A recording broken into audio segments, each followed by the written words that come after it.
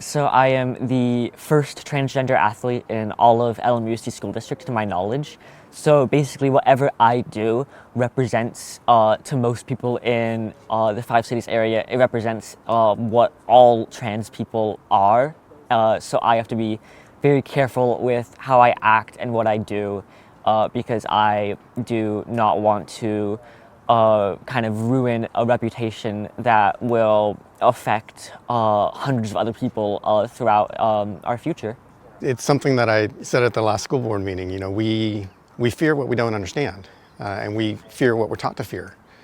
And you know, unfortunately, some people are taught to fear people of the LGBTQ+ community, and that's unfortunate because then they're afraid to get to know people, and that's the real tragedy.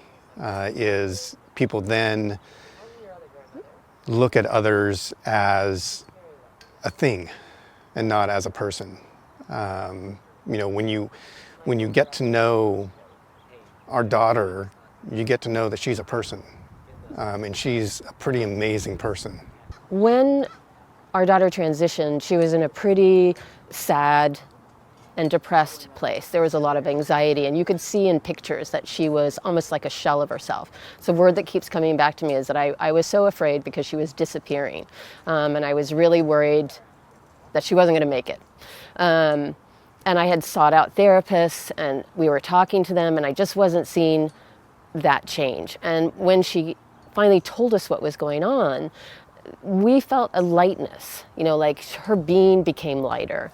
And while she's had challenges at school and disappointments, and it's hard, there is a lightness to her being. It's almost like she came back to the kid that she was back in elementary school. Her spirit came back. She laughs more. She smiles more. Her sense of humor is there. And I think that's even gotten stronger with her participation on the track team. I wish that all trans people could be treated equally and that everybody was able to understand us and that we are humans and that we just want to have fun.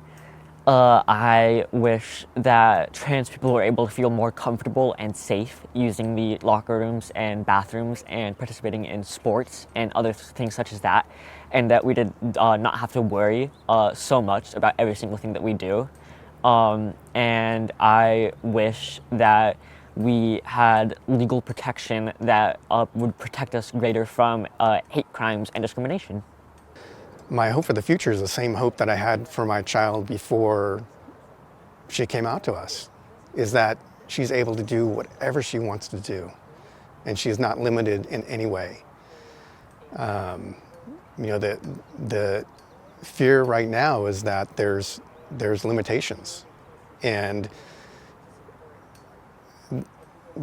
that would be a miss for the world, because we've got a pretty damn special child that's willing to go through this. You know, people sit there and say, well, it's her choice.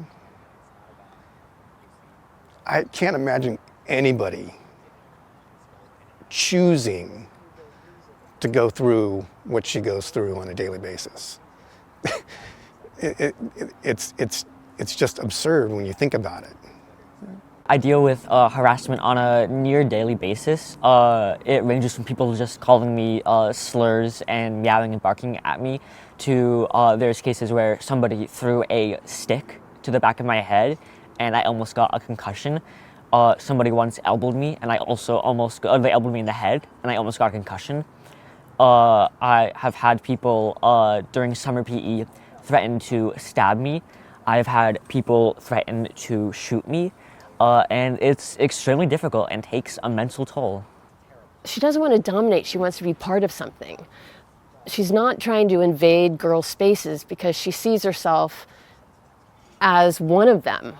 I hear sometimes, you know, like when I was a kid, if I was able to get into the girls' locker room, it would have been, but that's not her mindset. And if I could help shift that perspective that she's not a boy invading a girl's space. She's not a predator. She's trying to find belonging and community. Yes, I spend no longer than 3 minutes in the locker room every day. I have practiced changing as fast as possible when I was in PE. I never make eye contact with people, and I only talk with people that I know that I can trust, attempting to kind of make people feel as comfortable as possible. And I just think that I've tried everything that I can, and people are still out to attack me. If you really get to know her, you realize that the least interesting thing about her is that she's transgender. She is whip smart, really creative, very caring, very thoughtful, and that gets lost because all people see about her is the surface that she's transgender. And that's the shame of all of this. In the future, I kind of right now, because things are so crazy, I'm just trying to take it a day at a time. You know, that's what's important, is to make sure my daughter's here tomorrow, not to be dramatic, but when you feel like everyone's against you, it's a tough road. So I'm really just taking it a day at a time. I have had weekly meetings with the admin since my freshman year last year. All of my teachers, especially this year, have been super supportive and understanding and caring of me. I also feel greatly supported at the Young Progressives Club and the GSA Club, along with I attend gala support groups up in SLO every Tuesday. And I also feel greatly supported by most of the track team and the coaches, as they understand that I am just a human and that I do not have any foul intentions when I use the girls' locker room or the bathroom or when I run on the girls' track team.